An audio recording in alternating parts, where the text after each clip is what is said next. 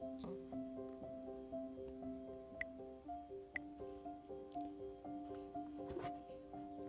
kami dari kelompok 5.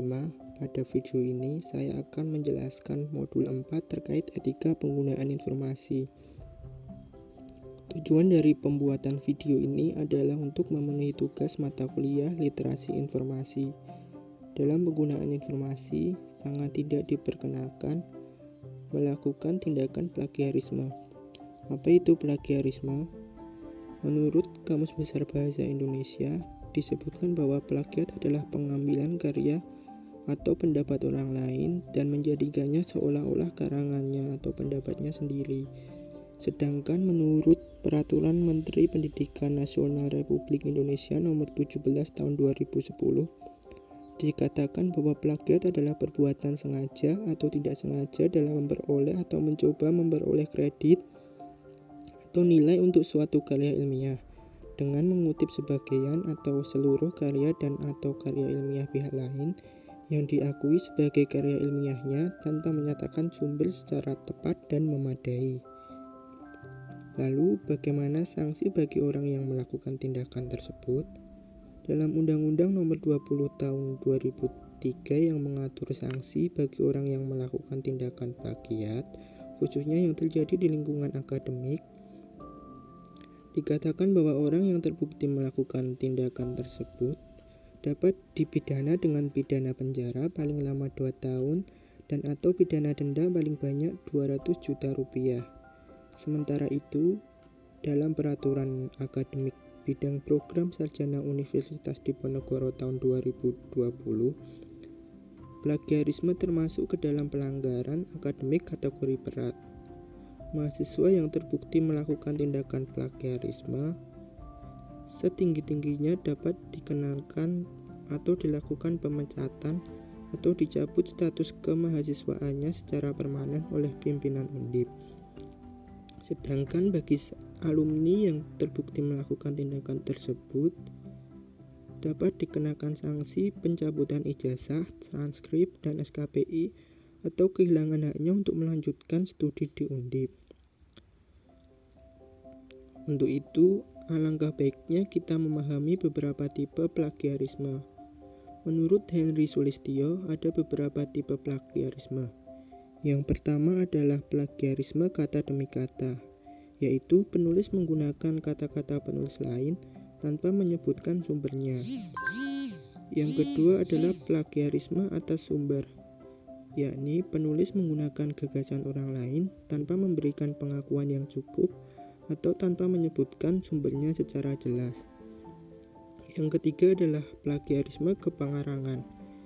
Maksudnya penulis mengakui sebagai pengarang karya tulis orang lain. Yang terakhir self-plagiarisme, yaitu penulis mempublikasikan satu artikel pada lebih dari satu redaksi publikasi dan mendaur ulang karya tulis atau karya ilmiah tersebut. Kemudian ada beberapa cara untuk menghindari tindakan plagiarisme, yaitu dengan melakukan pengutipan dan melakukan parafrase. Pengutipan dilakukan dengan menggunakan 2 tanda kutip jika mengambil langsung satu kalimat dengan menyebutkan sumbernya. Kemudian menuliskan daftar pustaka atas karya yang dirujuk dengan baik dan benar. Maksudnya sesuai panduan yang ditetapkan masing-masing institusi dalam penulisan daftar pustaka. Kemudian parafrase.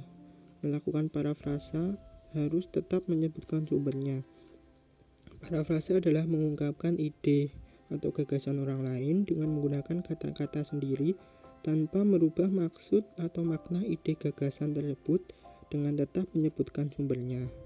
Selain itu, untuk menghindari plagiarisme, kita dapat menggunakan beberapa aplikasi pendukung anti plagiarisme, baik yang berbayar maupun gratis. Misalnya, menggunakan alat mendeteksi plagiarisme seperti Turnitin atau menggunakan aplikasi Mendeley dan aplikasi sejenis untuk pengelolaan sitiran dan daftar pustaka. Yang selanjutnya saya akan menjelaskan panduan menggunakan aplikasi Mendeley. Langkah yang pertama adalah kita harus mendownload aplikasi Mendeley melalui laman www.mendeley.com. Setelah terdownload, install aplikasinya dan jalankan. Kemudian nantinya akan terdapat halaman untuk login dan registrasi.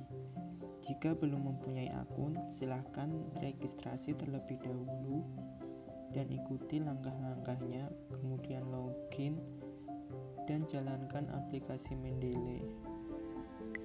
Sebelumnya, sinkronisasikan Mendeley ke dalam Microsoft Word dengan cara pilih menu Tools, pilih Install Microsoft Word Plugin.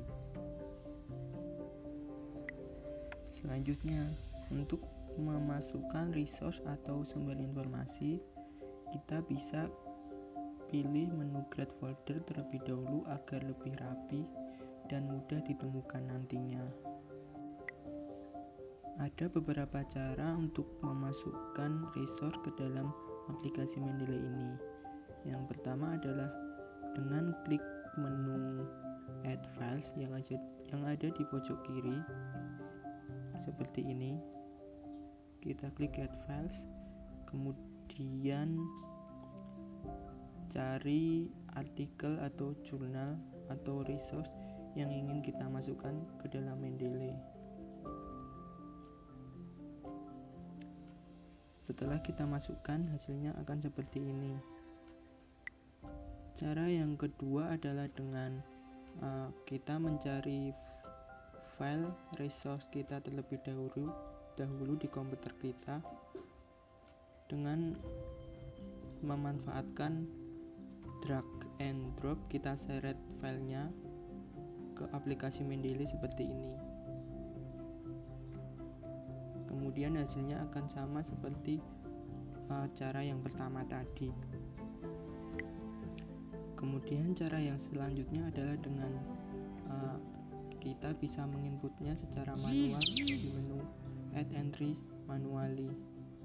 Jadi kita bisa menginput tipe resource apa yang kita inginkan, judul, pengarang, dan lain sebagainya. Jika sudah terinput, kita bisa melakukan proses citasi di Microsoft Word dengan Mendeley. Misalnya kita telah memparafrase gagasan seseorang ke dalam tulisan kita dan kita ingin mencantumkan citasi.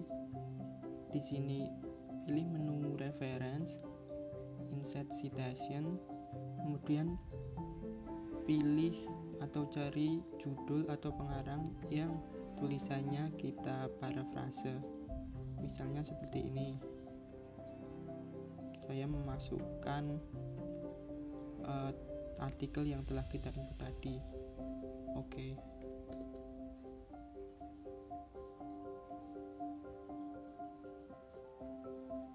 Nah, kemudian akan muncul di sini. Kita juga dapat memanfaatkan fitur Go to Mendeley di sini dan memilih artikel yang ingin kita citasi. Dan untuk membuat daftar pustaka otomatis dengan Mendeley, kita harus memastikan kursor berada pada halaman daftar pustaka. Kemudian kita pilih menu Reference lagi dan klik Insert Bibliography. Kemudian akan muncul secara otomatis seperti ini. Sekian penjelasan dari modul 4. Mohon maaf jika terdapat kesalahan. Semoga bisa bermanfaat bagi kalian. Wassalamualaikum warahmatullahi wabarakatuh.